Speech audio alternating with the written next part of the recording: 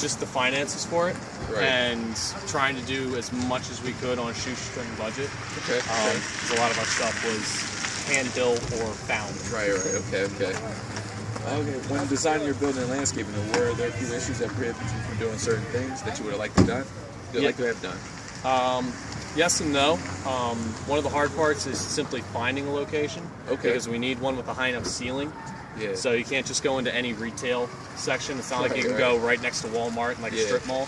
So finding a spot like this was really good. Okay. This one was a blessing and a curse because it had really high ceilings. That was fantastic for head height. Okay. It meant that we couldn't hang anything from it because it was so far away from us. Right. So other gyms are able to hang ropes and all sorts of other stuff. We can't do that as easily.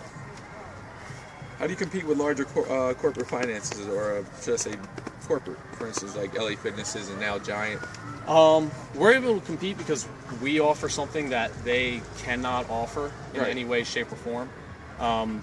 As far as fitness, we don't really try to compete on a just general fitness basis. We try to compete on our niche, which is parkour and free running. Okay. LA Fitness simply can't offer that as much as they want to. Right. Out of the general demographic, who do you see more commonly in your gym? Athletes, non-athletes, elderly, or younger people? Younger people definitely. I would say it's a half and half between athletic and non-athletic. We tend to get a lot of, for lack of a better term, geeks and nerds. Right. You know, people that play Assassin's Creed and Mirror's Edge and stuff like that, and they like the idea, and they have some athletic ability, but they're not really big into team sports. Okay. And this appeals to them because it's a very singular pursuit. It's only them against the obstacle. I see what you're saying. All right. When deciding your current staff, what were some of the essential aspects you look to push and surround your company with?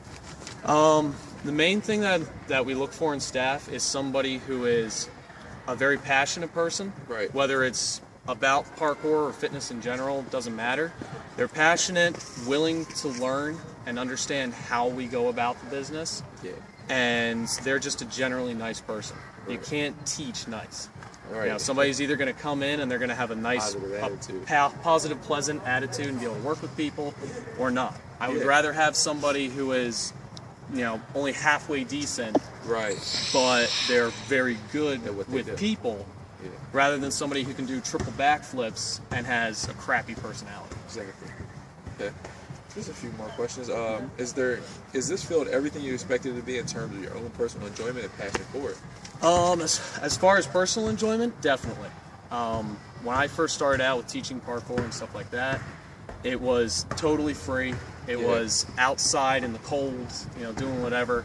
So when I look back at it, it's kind of funny because I don't realize it coming to it all the time. When I look back 3, 4 years ago at what I was doing, and knowing I have a 4,000 square foot indoor, you know, all to myself facility, it's come a long way. Right. Last question.